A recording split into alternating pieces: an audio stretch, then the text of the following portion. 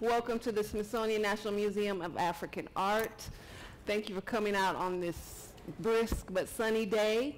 My name is Nicole Shivers. I'm an education specialist here at the museum. This is part of our ongoing public programming series with the Sultan Qaboos Cultural Center here in DC, looking at the connections, cultural connections between Oman and East Africa. So today we have a group of wonderful people who will tell us and share with us their experiences with art and culture in Oman and East Africa. The purpose of this roundtable today is really to foster a dialogue for the public and to engage with the public. I came across a beautiful quote yesterday from the great artist and community activist Theaster Gates, who sums up, I think, education's role in museums. He says, we want to give people a simple, direct, and meaningful gesture of welcome. So that's how I'm seeing this panel today. It's a communal dialogue. We want to learn about what everybody's doing, their actual experiences in Oman and East Africa, as well as, their scholarship. So to start us off today, we're going to have a wonderful treat, a big treat from Josek. We have a technical Josek and Anna Mwalago, who are both from Kenya. So if you all want to open it up for us, thank you. Thank you. Good morning, everybody. Good morning. You feel good? Yeah, exactly. We need some energy. So my name is Anna Mwalago, and this is the Honorable Josek. We play together, and he has on the band that they play music from East Africa, and I also do the same. And we just want to start by sharing a poem, a song, and some drumming. So this song I start with is a song that it was sung by this wonderful lady from Zanzibar, and it's called Mhogo wa Jagombe. After that, I'll go into the poem, which is a love poem in Swahili. Mhogo wa Jagombe, sijauramba mwiko, usitukane wakunga, na uzazi ungaliko.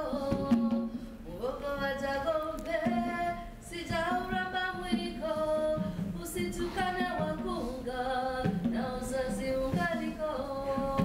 Mhogo wa Jagombe, sijauramba mwiko, usitukane wakunga, na uzazi ungaliko. Mapenzi ni kama dawa, hutibu magonjwa yanayoletwa na upweke na kuondoa simanzi. Leo hii nina imani na nimeamini kuwa wewe ndiye Mola kanipangia. Kwani miaka yote haya yamepita na angali tupo pamoja, na mwishowe tumekuwa bibi na bwana. Sikatai kwamba nilipokuona kwa mara ya kwanza macho yangu yalipagawa, nami nilishikwa na mvutano na bumbuazi. Kwa kweli nilikustaajabia, nikapandwa na hisia kwa ghafla kama sungura mjanja, na kwako wewe niliganda kama mti. Na ijapokuwa mapenzi sio barabara ya mteremko, kwani ina milima na mabonde, na damu huanza kuyeyuka jua linapozidi kuangaza. Nilipotaka kuteleza, wewe ulishika ili nisianguke, na nilipotaka kutembea kama kipepeo, uliwacha mlango wazi ili nisipotee. Na damu ilipoanza kuyeyuka, wewe ulikuwa kivuli changu, na mwishowe tulishikamana kama wagu na pauguzi. Basi leo mimi sina wasiwasi wala sina tashwishi, kwani najua moyoni kuwa wewe ni wangu na mimi ni wako mpaka milele. Nakupenda mpenzi, nakupenda. Love is like medicine. It cures all illnesses caused by loneliness and stress. Today I have faith, and I truly believe that you are the one meant for me. For many years have passed and we are still together, and finally we have become husband and wife. Oh, the first time I saw you, I was mesmerized by your groove, taken by your looks, impressed by your cool. Rhythms erupted in my body like an excited rabbit, and I stuck on you like glue sticks on trees. And even though love is not a straight road, when there's ups and downs, rivers and valleys, when I wanted to fall, you caught me. And when I wanted to fly just like a butterfly, you left the door open for me so I could find my way back home. And when when that glue started melting, you became my shelter, and together we stuck to each other like two fools. Love. So today I have no fear, neither one, because I know without a doubt that you are the one meant for me, and I for you. I love you, my love. I love you. I love you. Thank you.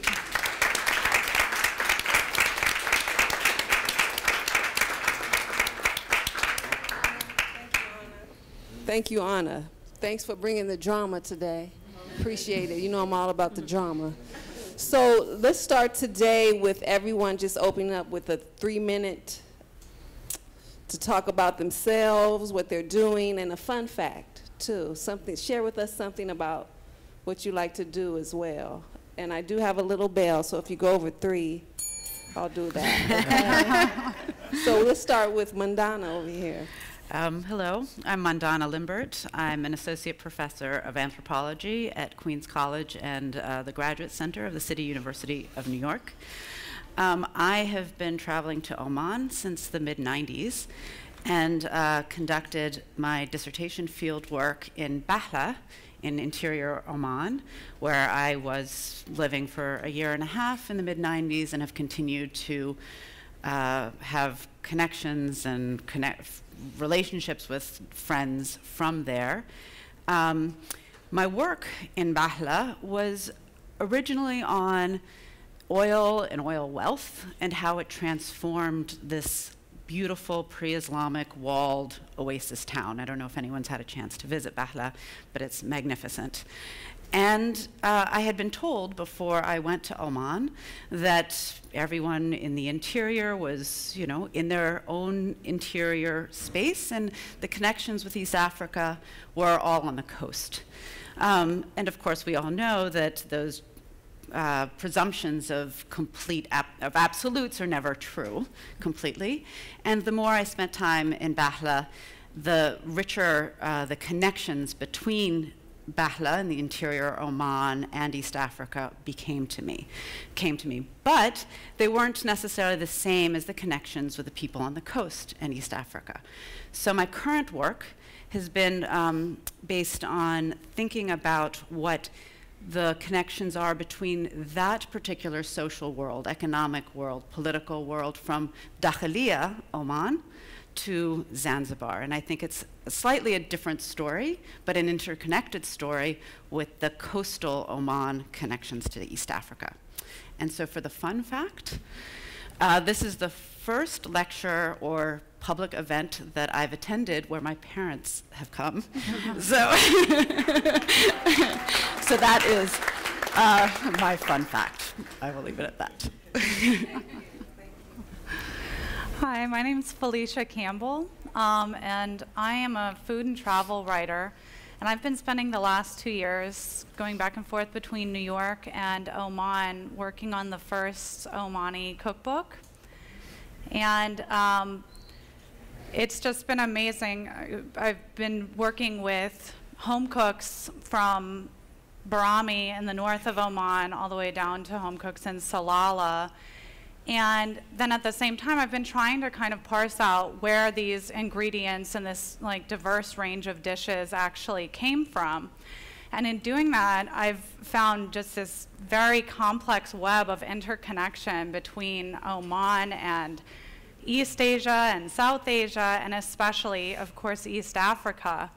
The connection between Oman and Zanzibar, even predating it becoming part of the Sultanate, it was just transformative of both the cuisines of both countries, from the introduction of cloves and the dislocation of coconut, and then the dishes that have gone back and forth kind of show a more contemporary and very close relationship, from Omani or Southern Arabian dishes like haris, which is this wheat and meat stew that's very popular during Ramadan.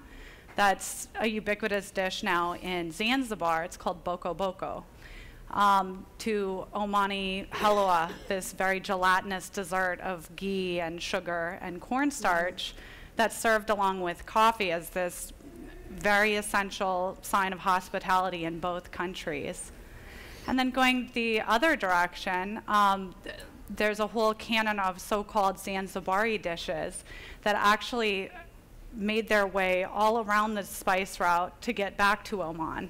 And my favorite example of that is the sambusa, which most people know as the Indian samosa, but actually is this very ancient snack from Mesopotamia that made its way in the 13th century to India, was popularized, brought by Indian traders to Zanzibar, and then reintroduced to the Arabian world through Muscat. So it's just been very exciting to see how connected the world's been and how long globalization has been having these effects on food and culture in this part of the world.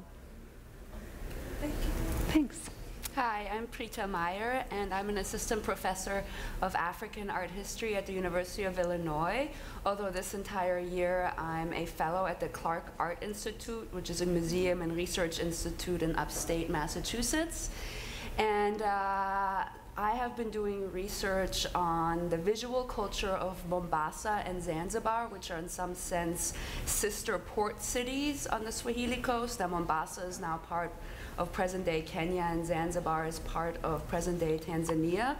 These being part of are very contested, complex ways of being part of contemporary nation states, but that's perhaps a story that we can explore during discussion. My first book was actually on architecture. It's called Mobility in Stone, and it looks at coastal architecture of these port cities, especially these merchant mansions, and what happens to these ancient building traditions in relationships to the politics of empire and colonization, that once the British started to dominate the economic and political arena, how there was actually an anxiety by Europeans about how do you identify Swahili culture? Is it African? Is it foreign? Is it Arab? Is it Indian? Now, from a local perspective, those simple categories actually don't make sense, because the Swahili coast has been a place of transcultural fusion, where people don't identify by simple territories like Africa versus Arabian Peninsula versus European, or versus non-Western versus Western. But I'm interested in how those categories still shape how we see those cultures. And now I work on a project on photography, how photography became instantly popular all across the Swahili coast. And in fact,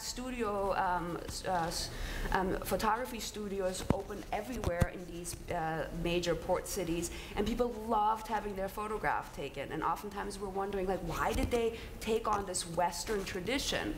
But from a local perspective, it's not seen as a Western tradition, but something that's part of the global and transcultural tradition that has constituted practice on the Swahili coast. And a fun fact about me, in Mombasa, I'm famous for making horrible mistakes in Swahili. And most recently, I asked for a large underwear filled with mango juice instead of asking for a bottle of mango juice, because the words are very close. There's only one letter that separates them. And that, of course, I would never live down for the rest of my life. Hello, Torrence Royer. I'm not an academic or a historian. I'm a special educator. I've worked in special education for about 40 years, but I'm a big fan of Zanzibar. I became a fan when I lived there as a child long ago, before the revolution, when my father worked there.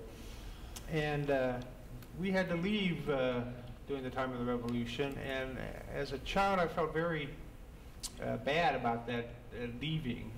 Zanzibar was a wonderful place to grow up as a kid. Swimming in the crystal clear water and exploring the fields and the bush there. It was just a wonderful place to be a kid, and suddenly we all had to leave. So kind of in a way to compensate for that, I started collecting pictures of old Zanzibar, and that collection has just grown over the years. And when you get to be my age, you have a lot of years. So I've accumulated about 1,500 pictures of old Zanzibar. And I recently donated those to the Sultan Kubas Cultural Center. So they're all here in DC now for people to see. So I have acquired a little bit of expertise, self-taught primarily, on photographic techniques used in the old days. For example, in old Zanzibar, they had many photographic studios, but they didn't have color film. But colorized cards sold best to the tourists. So they would send these cards out to be colorized either in India or in Europe for this colorization process. So sometimes I have both the black and white original and then the colorized version. And what you learn in that process is that you have to be careful of the colorized versions because the colors used are typically Indian or European colors, not Swahili colors. So that's an interesting, something I just learned over the time. So many things like that I pick up as I went. So I'm happy to be here today, and I'll try to hold my own against these eminent scholars. Hello, my name is Catherine Coney. I am a cultural heritage consultant. I live in Lamu, Kenya. I'm originally from here, actually from Washington, D.C. I was just telling Torrence and Prita about my adventures of moving to Lamu, Brother Joseph. I went there as a graduate studying Swahili handicraft, and I fell in love with the culture. And while I was there, I noticed that there were a lot of issues that were going on in the community. So once I finished my degree at Howard, I went back to the community. It's actually my graduate degree. I went back to the community. I moved there. I married. So I live and work in my home. And one thing that I noticed was that there was so much social conflict, and a lot of the arts or cultural arts are basically dying, and that they're at risk. So one of my main focus, is intangible heritage. So currently now I'm working on a project on cultural revitalization of Swahili handicraft, and studying like Prita and I can't remember your name, the actual Indian Ocean trade route and all of from the spices, the foods, textile, images, basically working with the community, doing capacity building, working with the new government, and establishing educational programs for the community and reteaching the traditional forms of handicraft. So it's an ongoing project. It's basically us being in the community, finding sponsorship, and one of my expertise is in grant writing. So while I'm there, I am actually putting together strategic partnerships from communities here in America to sister with Lamu. And one of the events that we did this summer was the Smithsonian Folklife Festival. So for my work, it's a constant, ongoing, I would say, love of life. I'm enjoying my work with the work that I do there. Lamu is amazing. If you haven't been there, please research the Lamu area Swahili handicraft. And one thing that I can say about myself is that I'm an excellent Swahili cook. My name is Joseph Asikore. I'm a musician from East Africa, specifically Kenya. Play with a band called Jabali Africa, and Jabal means rock in Swahili, and in Arabic, Jabal is a mountain. So Swahili and Arabic kind of share a lot of things, because from just the same influences that you find is a language that came from the local languages of the Mijikenda, the nine tribes of the coastal part of Kenya, and the Arabs. And so when they came into East Africa, they shared a lot of things, and part of it was also adapted in the Swahili language. So Jabali means rock, Africa, rock of Africa. So a little history about me is like, we are, our biggest influence, like our biggest coastal influence in our music is from the Swahili language itself. and also the rhythms and patterns of the coastal part, and specifically the Chakacha rhythm, which is which can be also derived from the Islamic, I say from the Islamic melodies of worship. So I've been touring in the US for some time, and through our tours, we always try to bring the music of East Africa to the audiences out here. And mainly the biggest influence in our music from the coastal part is the Chakacha rhythm, you know. So I'm looking forward to sharing and also sharing with you guys on the panel, and also to try and educate a little bit about the influences of Oman into our music, which we derive from the coastal part of Kenya too. Thanks, Joseph. I'm going to take my headset off. It's not working. Or can you hear me? It's working. Oh, okay, great. So there's a couple themes I heard everyone touch upon as we opened up, and I think that'd be a good place to start, is the differences between the coastal and inland communities, specifically looking at the architecture, language, dress, food, music, of course. So if we can start with the history of that, and then maybe we can move into the contemporary and what's happening today. So does anyone want to start with that? I can say something a little bit on the Oman side. I feel less comfortable, I think, on the other side, so I look forward to hearing other people's, what happens at the other end. As many of you know, I think one way I think about the difference between the coast and the interior of Oman and its relationship to Indian Ocean travel is to think of it in terms of the waves of migration. So that has helped me think about the differences. And I would say that there were really three big waves of migration from Oman to East Africa. I would say sort of the 18th century, we saw the beginning of the first migration, mostly from the coast of Oman. The second wave, I would say, would be in the 19th century, mid-19th century, when the Omani Sultanate moved its capital to Zanzibar, from Muscat to Zanzibar, and along with that came the Sultan's entourage and the elite that came with him. And of course it came with the economic connections between Oman and Zanzibar from the Omani coast. Now, into the 20th century, things changed quite dramatically. And we have increased numbers of Omanis from the interior of Oman traveling to Zanzibar. Part of that was that there was a massive drought in interior Oman. There was also political unrest. The imamate was reestablished. The Ibadi imamate was reestablished in the interior of Oman in 1913. And while that created some stability, it also created some instability. And I think the combination of the drought, which was massive and very severe, and some political instability drove a number of the push from Oman to East Africa in the 1930s, 1920s and 1930s.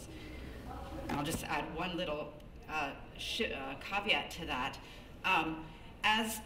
So that was the push. The pull, of course, from Zanzibar in the early 20th century was the clove industry and rumors about what poor people in the interior of Oman could benefit working on the clove plantations of the Omani elite there, right? So Omani peasants, Omani laborers traveled from the interior of Oman to work on Omani plantations as well in East Africa from the interior.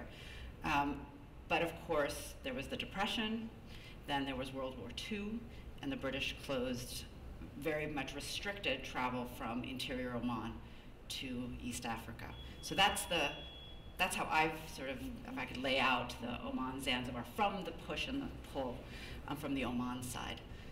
and the differences between the coast and the Sure, interior.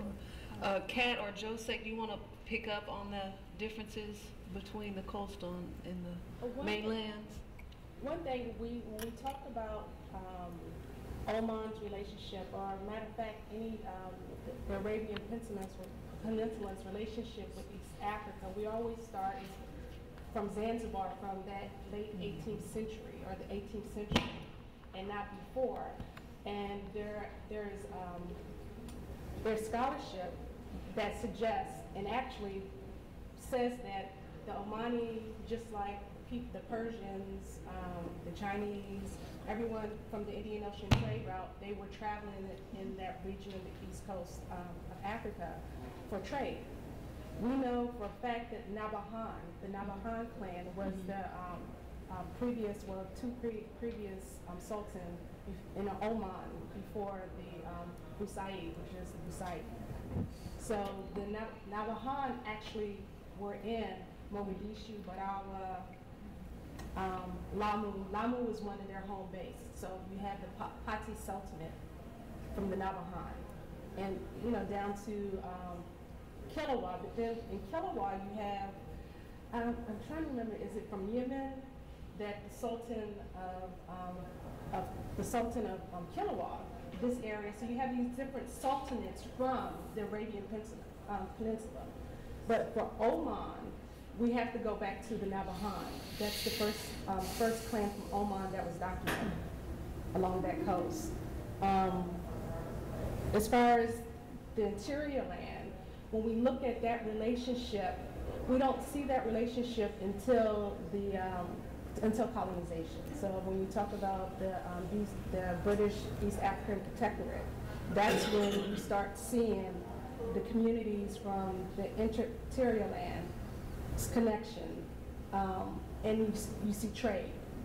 You see the trade forming, and where one of the largest ports in East Africa was Lamu at one time, but the British moved it down to Mombasa.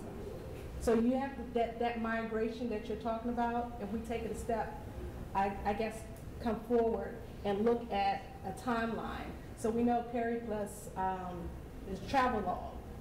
He actually talks about East Africa.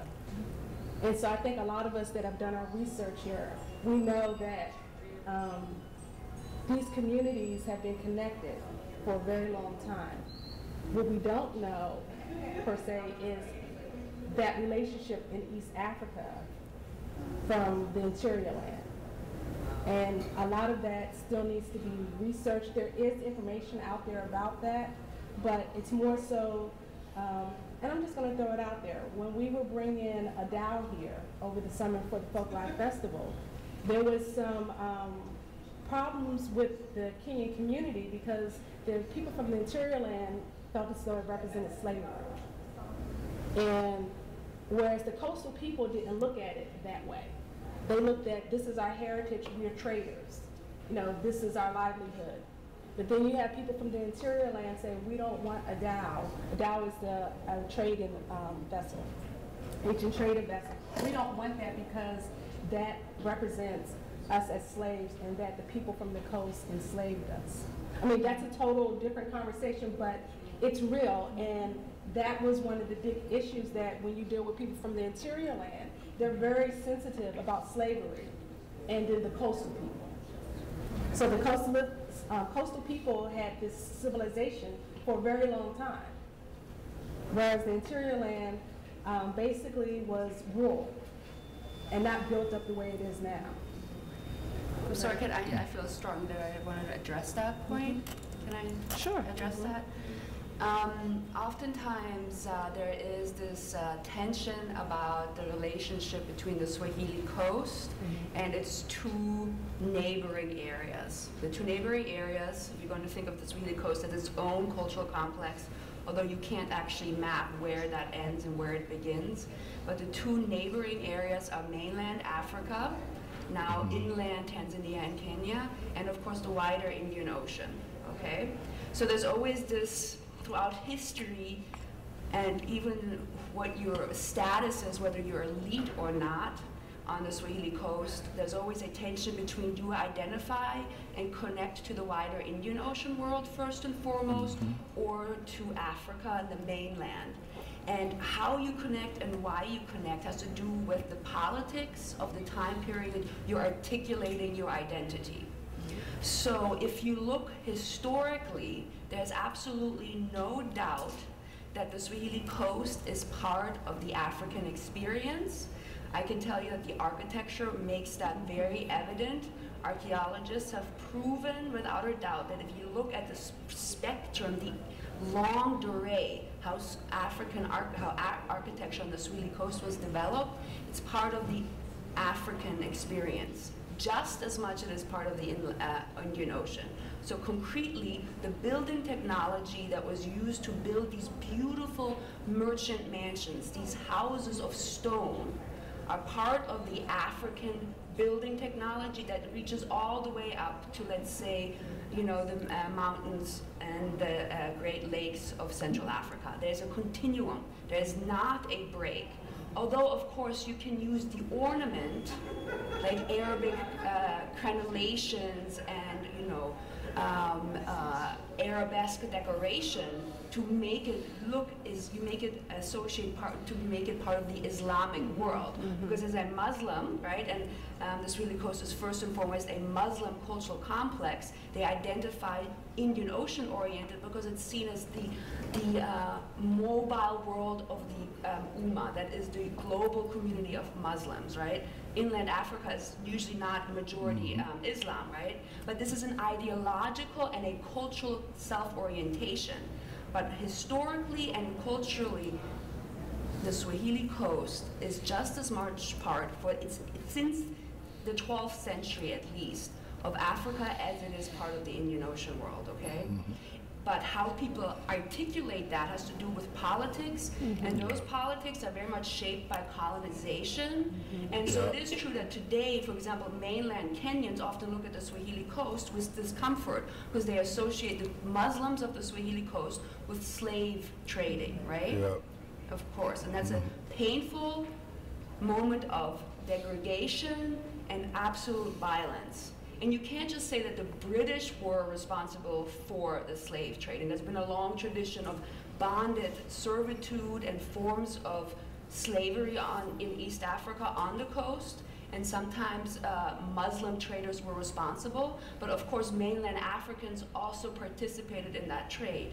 The key difference is that during the 19th century, slavery as it was practiced on the Swahili coast was completely transformed because it became part of the global capitalist network, where it became a cash crop economy, where slaves were really treated like commodities. That's a completely different way of articulating yourself and the degradation of the self, okay? So it was part of a modern political shift, okay? Of course, there are continuities, and I'm not saying that the local Muslims were not part of the trade, right? But it had to do with capitalism, globalization, and colonization, and the Omanis, who did start acting like colonizers in the 19th century. Okay, you know, there is a difference between the relationship between Oman before the 19th century and after the 19th century, okay?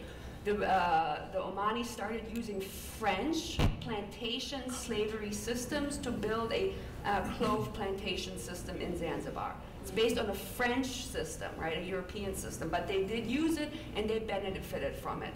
And so the painful experience of that violence by mainland Africans is what's shaping a lot of tensions between the coast and mainland Africans to this day.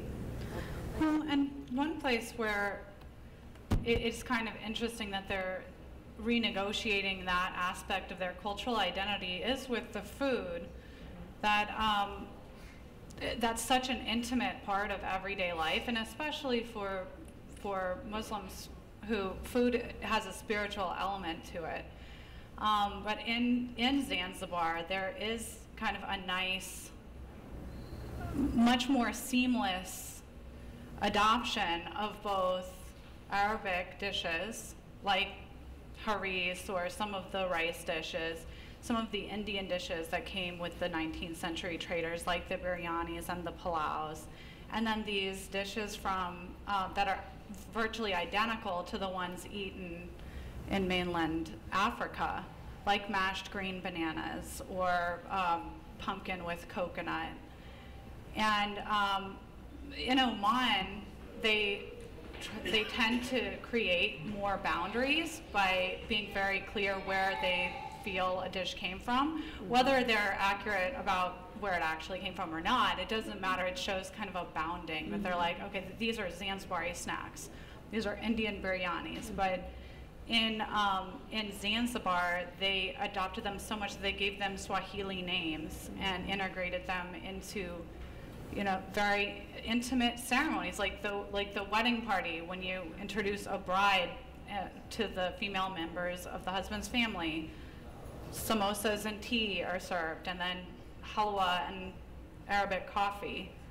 So it's kind of interesting that that seems to be a safe domestic space to renegotiate some of that mixed identity. I just want to add on something, going back to what she said about the mainland and the coastal conflict.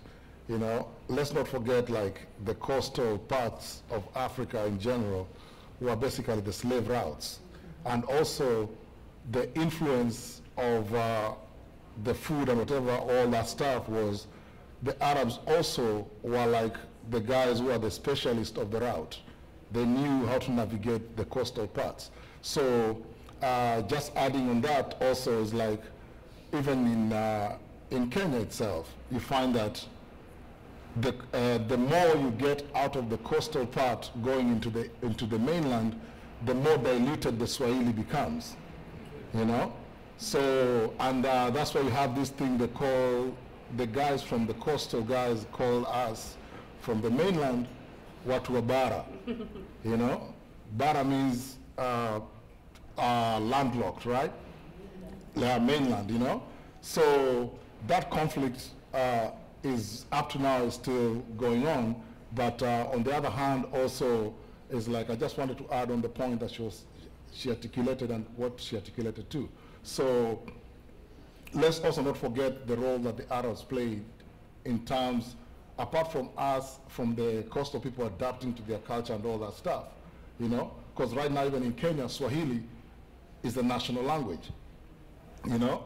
So I don't know how they came to put Swahili as the national language of the country if the Swahili influence was not as strong as it is, you know.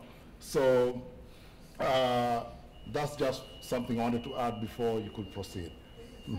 I would like to tie Prita's, which she said, when you talked about the architecture, and the architecture stemming from the coast and basically going into interlands, like when you go to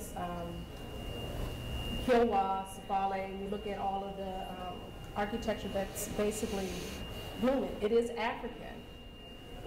And the point that I basically was trying to make is that there is room for discussion about how, and it maybe shouldn't be coming from us, but it maybe should be coming from the African people themselves, of how they should be represented, which is a big problem that I'm seeing when you, and that was the conversation that we had with this whole thing, issue with the slavery and the artifacts or the vessel.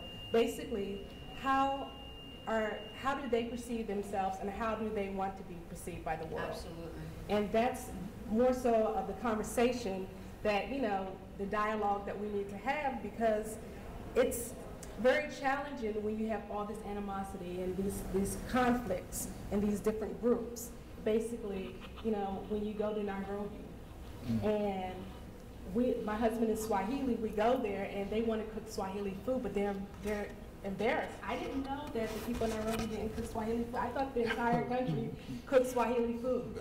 And so it was interesting that the food, the girl, when she cooked the food for my husband, she told me that her mother worked on the coast and brought the cuisine back to Nairobi and had trained and learned how to cook the dishes there. But it's not common knowledge that the people in the interior land know how to cook Swahili dishes. which is, you know, when we talk about that migration and basically going back and forth, and people bring in the spices with them along the trade routes. Also the terrain, most of the Swahili dishes are made out of coconut. Right. All the coconuts on the coastal part. So as she says, all we get from, mostly find in the mainland that we get from the coastal part is the spices. But they don't make it, you might have the same spices, but it won't taste the same as the one that is made by the Swahili people. Can I? Can we have Torrence? Well, my personal feeling is that the jury is still out on how the mainland and the coast will reconcile their differences. I think it's a dangerous situation, frankly, and a very serious issue for both Kenya and Tanzania, how to join those two segments of the societies in a peaceful manner. I think Zanzibar,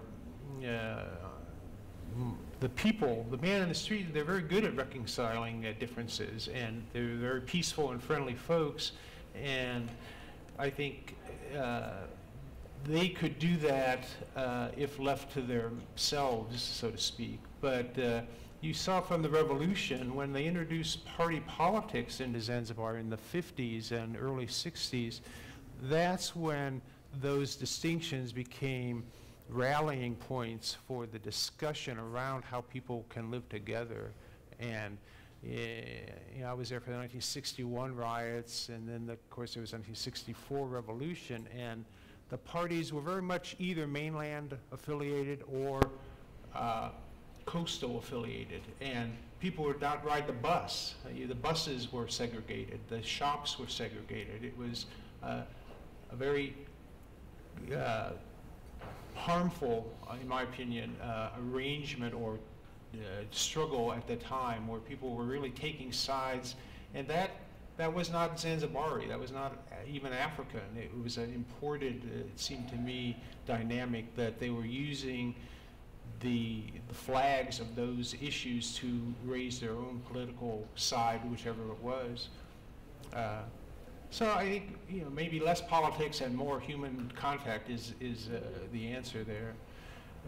Just one comment on the history. We talked about the I think there was an Arabic word, ustarabu, which translates as civilized, which is kind of, if you're like an Arab, you're civilized, is the rough sense of that. So there is that sense in Zanzibar that they have some connection to a more civilized society brought by the Dows.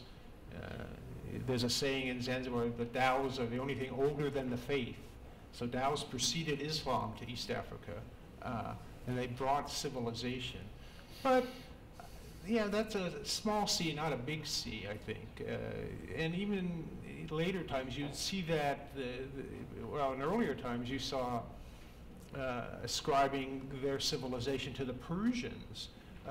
There's a branch of Zanzibaris who still identify themselves as Shirazis, meaning they're originally from Shiraz in Persia, and their ancestors came from Persia, and they weren't coming from Africa. But they're clearly Africans. I mean, if you do blood typing, you see that these are African people. They're not Persian people, but there's something about how they self-identify that they feel good about that. And that's, you see that in other areas. In music, for example, in Tarab music, which is a coastal music. In Zanzibar, in the old days, there was a group called the Royal Navy, and there was another group called the Royal Air Force, named after British symbols of power. None of those people were in the Royal Air Force or the Royal Navy, but they took on that symbol for themselves to raise their status. So that's a natural tendency, but it's also a fairly peaceful tendency if left to its own devices. And let's comment for my colleague here. There are people who believe that Swahili became the national language because of music, because the music facilities in the 40s and the 30s and the 50s were mainly on the coast, and Tarab was so popular and it was sung in Swahili that it spread all over the mainland through radio and discs, as you'll see, records. And so Tarab spread Swahili language wider than any other language because that's how it was recorded. Any more comments on what we were talking about before we move on? If I could just briefly respond to what both of you were saying. It is true, of course, you know, that Ustarabu now is translated as civilization, but the use of Ustarabo to mean civilization is a really recent phenomenon. Again, part of the 19th century rise of the Omani Empire. Before that, the most common word for civilization was ungwana, which means to be like a freeborn person, and the use of Arabic to supplant that has to do again with empire. And we have to be very historically specific. This is a 19th century modern phenomenon. Just like you said, Swahili is now the national language. Well, Swahili, the structure of Swahili, it's a Bantu language that is a African Bantu grammatically, right? It has more in common with other Central African languages on its structural level than it does with Arabic. But there are so many loan words from Arabic, and again, the use of Arabic loan words that were appropriated into the grammar of Swahili really happens first and foremost in the 19th century again. So you have this huge influx of Arabic words, but the structure of Swahili is the structure of a Bantu African language. I guess I was just going to add a slightly different take, taking us on the other side of the Indian Ocean, and it's so fascinating and terrible to hear about, the intense tensions between the coast and the interior on the African coast. And I think it's very interesting because those tensions seem in some ways to be projected towards an image of a more, not completely homogeneous, but an Arabian Peninsula that seems kind of flattened. And it's so fascinating to me, coming from the other side, where all I see is the complexities of a difference or tensions between the coast and the interior of Oman, where what Arabness means is also somewhat conflicted and changing and not so straightforward and quite different from what might be assumed on the coast and the interior, where the coast of Oman has sort of represented the elite, intelligentsia, the Sultan's entourage, the Arab elite, and yet who are primarily Swahili speakers, right?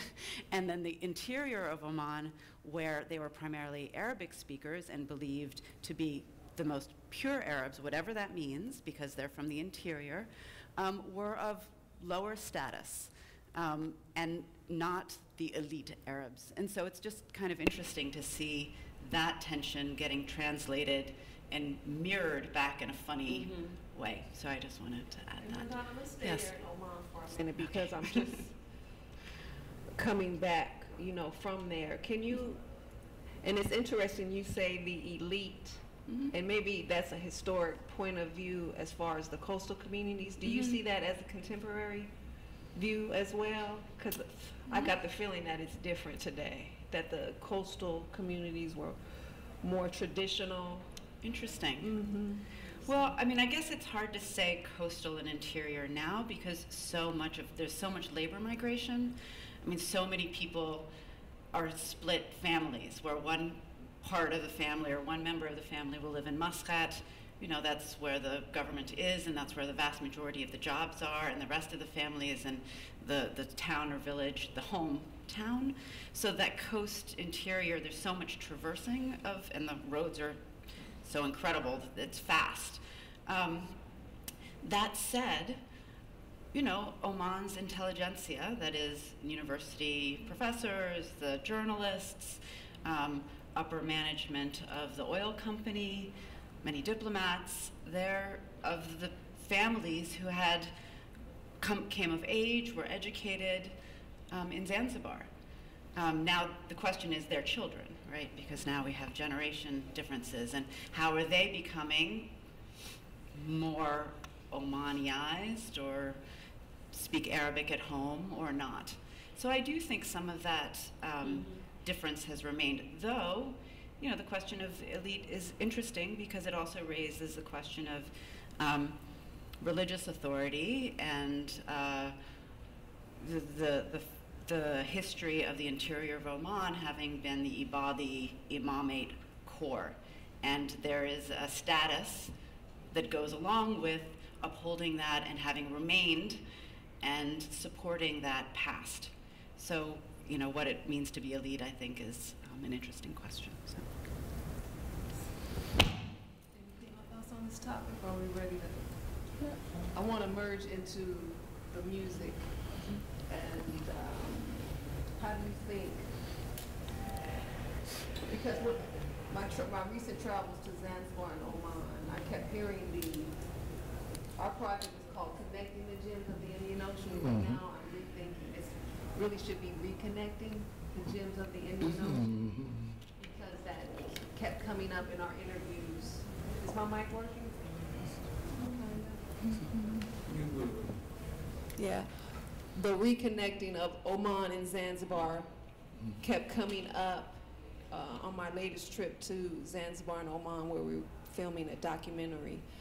So I want to just get into how we think the cultural elements of these areas will help shape, you know, the future of these regions and how they play a role in present day. The good thing about the music part, especially the Taarab music, which has been there for years and years. You know, now they have what they call modern Taarab, and now they're replacing, they're replacing the violins, because the music in Oman, they have all these Arabic violins that they play the music with. But with the influences that are in East Africa, they've now replaced the violins with the keyboards, you know? And they used to have, like, if you remember at the Smithsonian Folklife this past summer, there's a gentleman that was playing, I think they call it kinanda, you know? It was either they're playing the kinanda or they're playing the accordion. So, but with the music, I think the influence is still there. It's very strong on the coastal part. The poetry is still the same, you know? And I don't think it's something that's going to fade away, because there's so much influence with the American, I say, how can I put it, with the American pop music being, when you know, America is very good at marketing their stuff. So if you realize all over, like, it has influenced every culture now all over the world. And East Africa is not exempt, you know? So, but I feel strongly like the music is still strong, because we still have those Taarab groups, and Taarab was basically guys used to meet in the evening. If you lived in Zanzibar, I think you realize, like, they had all these social clubs, you know, and the music was just vibrant. Every evening you want to go listen to some wisdom, you go listen to some wisdom there through the music.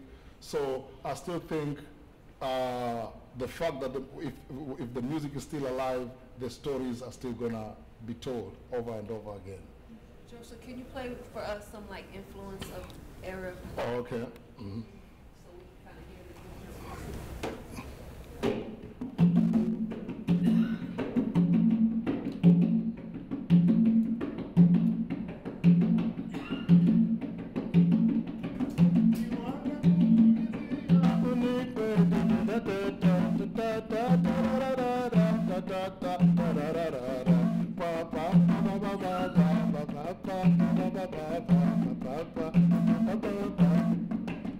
See, usually these are not Arabic drums, you know? They are basically tuned drums from the mainland. But the melody and the rhythm is still, you just hear the sound and translate it into these drums. Because usually the drum they use for Taarab is one drum, and they put a hand inside to control the same tone that you hear, the same sound you hear here. They play it on one drum. Tipiti, but I did it with drums from the mainland just because I could adapt the sound to this. One thing that's very interesting is the ceremonies are basically aligned as far as Oman and the coast. the Kimbezi with the drugs. Some of the ceremonies that they do for the launching of the ancient ceremonies that they did for the launching of the dhows. Any celebration in the community is still the same, that you can, similar. It's been adapted to the region with, I think probably, you said the 19th century, Prita? The 19th century, you saw a lot of the traditional attire and the harusi. So when someone gets married, there's similarities there with the marriage ceremony, the tarot music for the music, but as well as the dress, the kanzo, the turban, I can't even think of the dagger. Right, and so all of this, if you're looking at that, you see that that's the similarity that's still in existence now. But what's interesting now, as far as the music where I am in Lamu, it's Indian, it's Hindi music, big, big, big. And I'm not talking Bollywood. I'm talking about classical Hindi music. And that is the preferred music of that region. So each of the different pockets along the coast basically gravitate to different areas in the region. And it happened to be that where I am, and Mombasa, Indian music is really, really big, classical. I mean, my husband can actually sing all the words to historical. The cultural festivals, they bring people from Oman as well as India to perform. So you're talking about this rich culture of people along the coast that when we're talking about saying they refer to themselves as being Arabs or from Oman, because sometimes in the coast you get that question, are you Arab? You know, how are you supposed to respond to that? I didn't know that there was a difference. I just thought the coastal people that where we were was Swahili. But in hearing that, and then seeing that some families remain to be Oman, or from the Oman area for our Arabs, and then people say that we're Swahili. And then looking at how they celebrate who they are as a people. So you see them performing Kimbezi, the Harusi dance, the men doing the stick, but it's sort of a disconnect. I shouldn't say it's a disconnect. The male side of the Harusi, and I'm talking about the ceremony, is basically traditional. The women's side has basically adapted to modern culture, like American culture. So you'll see the women in white wedding gowns, dressed up how an American bride would look, where they basically they're not connected to that part of their, I shouldn't say that, because they are connected to that part of their culture, but they're wanting more and more of American culture. I know I'm going all around, but it's the ceremony part of this, and him playing the music, and me being there and listening to, okay, this is the Arab feature. So you have all these different aspects of different cultures melting. Can you speak to that, Prita? I'm just asking. No, you said it beautiful, but I would love to add to it. Yes. Well, my only point about the music is to remind people that in Zanzibar, music was an avenue for women to take on cultural roles and have a powerful status in the society. Some of the biggest stars of Tarab were women stars. A woman just died recently whose name was B. Kududi, and she was over 90 years old, and she was a drummer. And I had a chance to see her a couple times, and amazing, a small woman with a giant drum strapped between her legs would play for hours on that drum, and before her there was other Swahili women Tarab stars, and the recording industry made them stars and gave them a powerful role in society.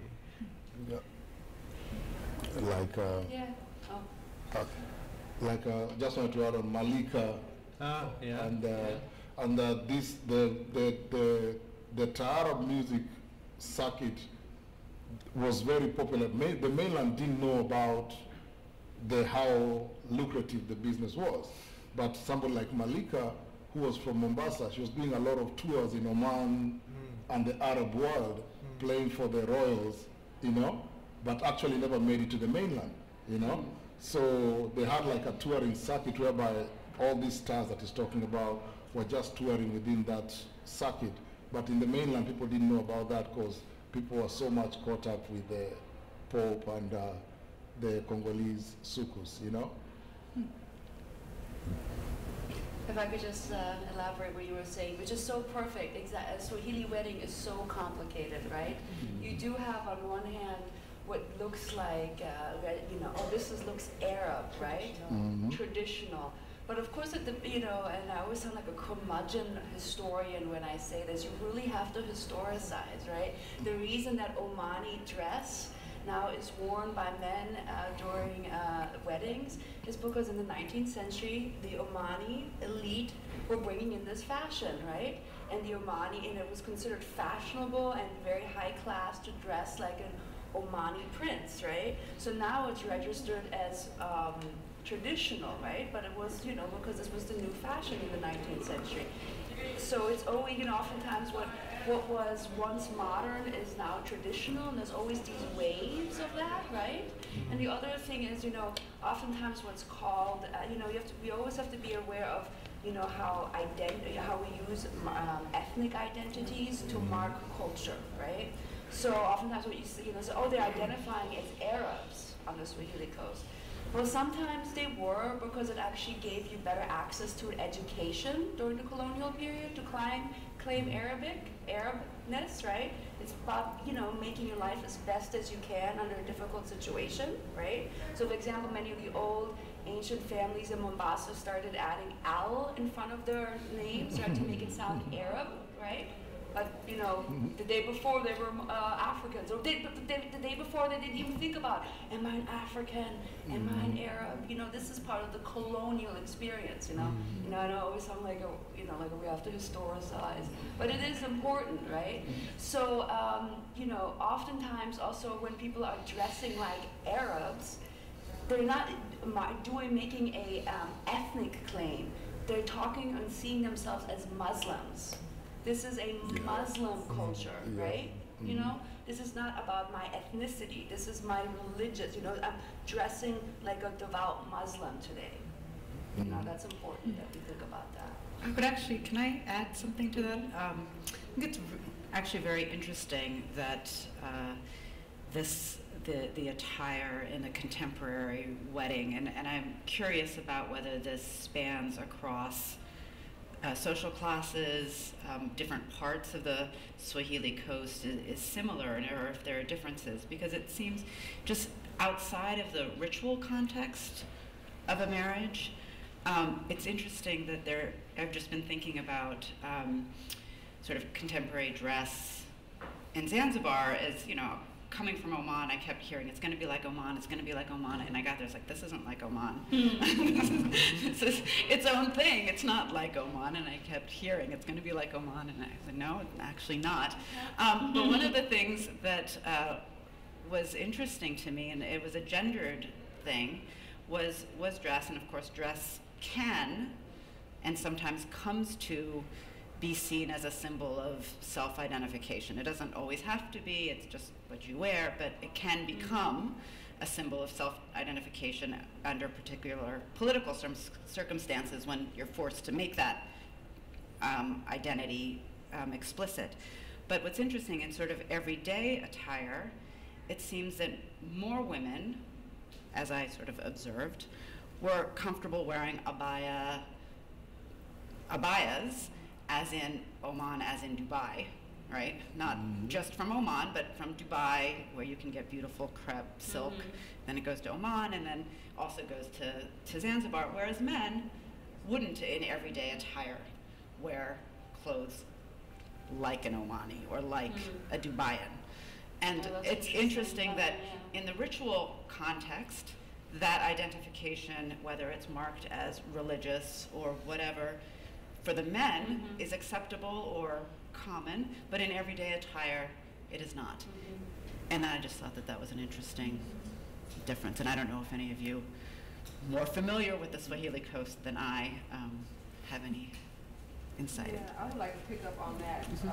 And Dr. Cole may recall when we first went to Oman and we went to the Beit al-Baranda Museum, and they had a tiny exhibit of dress, traditional dress.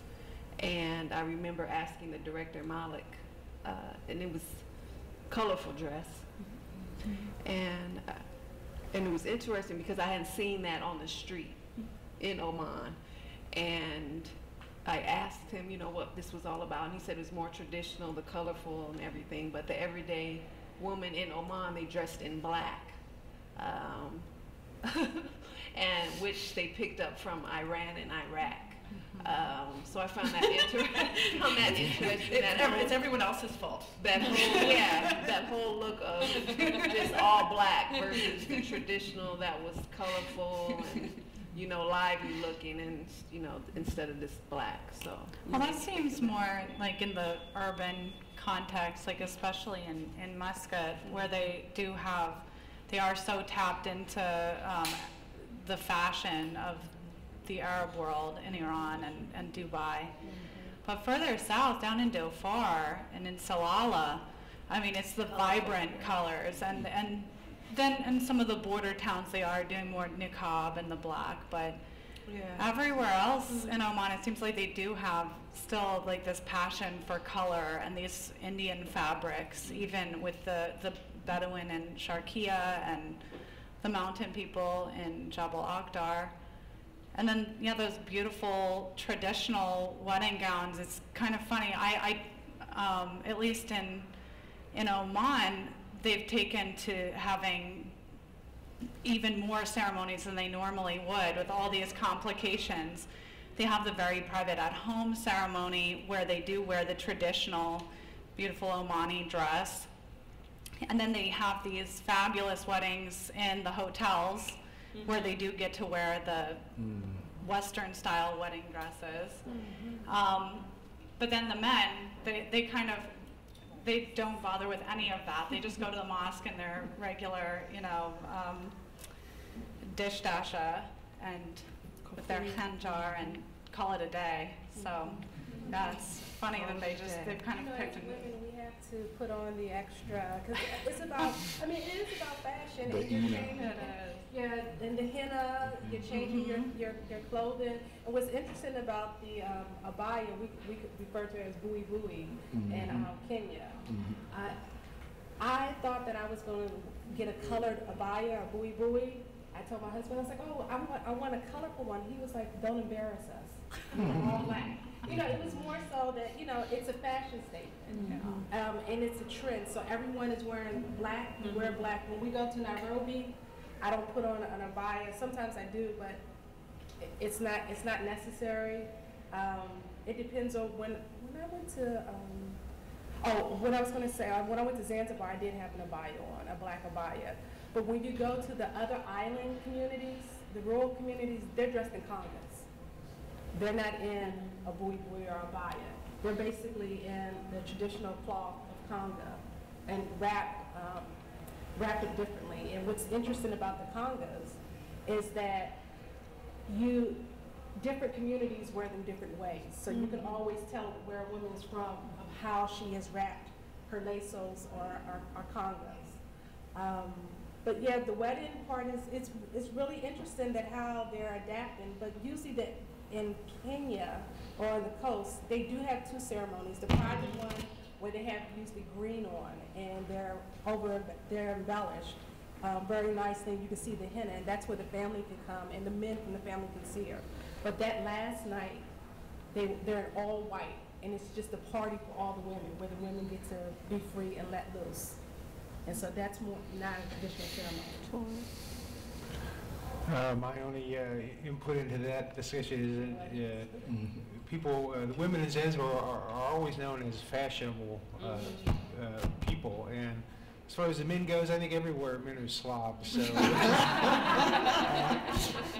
but in old Zanzibar, many of my pictures show the man on the street or the woman on the street. So over the century or so of photographs, you can see the styles changing. And one thing that's interesting about the kangas that they wore is they would often wear kangas that depicted modern, quote-unquote, themes. So you'll see a kanga with a locomotive on it or an electric tower. And this showed that you were hip, you were fashionable, you followed the new trend. So getting a new Kanga every year was important, or a couple of new Kangas every year, and having those Kangas reflect your modernness was also important. Okay. Yeah, I can. We're going to have to wrap up, so I'm going to ask, we're over time, aren't we, Glenn? To wrap up just with your closing thoughts. And Torrence, can you, when you do your closing thoughts, can you just share about your father's work while you were? Oh. Okay, that's interesting. So we can start with Mandana. First of all, thank you so much for organizing this. This has Thank you been for coming. really fabulous. I've learned a lot, and I hope to be in touch with all of you again. Addressing some of the complicated issues that I think we have here is not always possible. And I think it's a real testament to the possibility of even having conversations like this, which have not been possible for a long time, you know, there's a lot to talk about, there's a lot more to do, but it's very impressive that we can even begin to openly use terms, talk about tensions that I feel hasn't generally been possible. So thank you. Thank you. Yeah, this is wonderful. I've definitely learned a lot. This was great. And I mean, I came to know the Middle East actually in a very different way as a soldier in the Iraq War. Right. And so my transition into engaging with the Arab world through culture and art, that's kind of been my life's passion since. And so a panel like this is so amazing to me, because when we're dealing with music and food and architecture and fashion, these are the really human things that are not necessarily so politicized. And that's where people do form these connections, whether or not their governments want them to. You know, it's subversive in that way, and that's where real connection and change can come in, and I think that's exciting. Great. I also first want to emphasize that I'm really grateful that Namafa invited me. It's so wonderful to be part of a conversation as opposed to just giving a lecture, and oftentimes, you know, I just stand there and talk and go away. But it's really wonderful to be, you know, hear everybody, and I hope we can continue this conversation. And one last thing just to, you know, that is very apparent from all of the comments that everybody made, that the Swahili coast, East Africa, the Indian Ocean world is a very complex place. And what's amazing, if we really start thinking about it, we actually don't know where Africa begins and ends and where the so-called Arab world begins and ends, that they're very intermixed and interconnected always. Thank you. You asked me to say why I was in Zanzibar in the 60s, and that's because there was an American space station there for Project Mercury, and that's where my stepfather worked, and there was about 50 Americans at the time there for that project, and then they had to leave when the revolution occurred. So that's just a little history. My only final comment is that I think there are things that Zanzibar can teach the modern world. More and more today, people live in big cities close together, and they have to find a way to live together. And in Zanzibar, they've been doing that for quite a long time. A very crowded, close, packed city, and somehow they managed to pull that off. I think there's a lesson there for us. If we study that society, we'll make ours better. Thank you.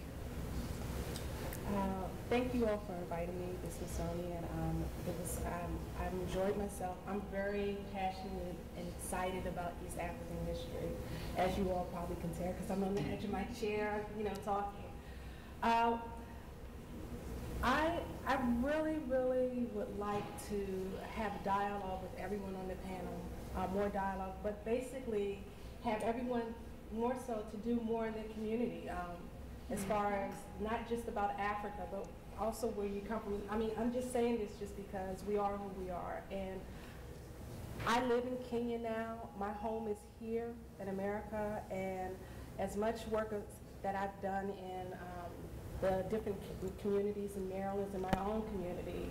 Being there and working in the Kenyan community, which I live, which is a Swahili community, and trying to help them revitalize their culture and their connection with their heritage.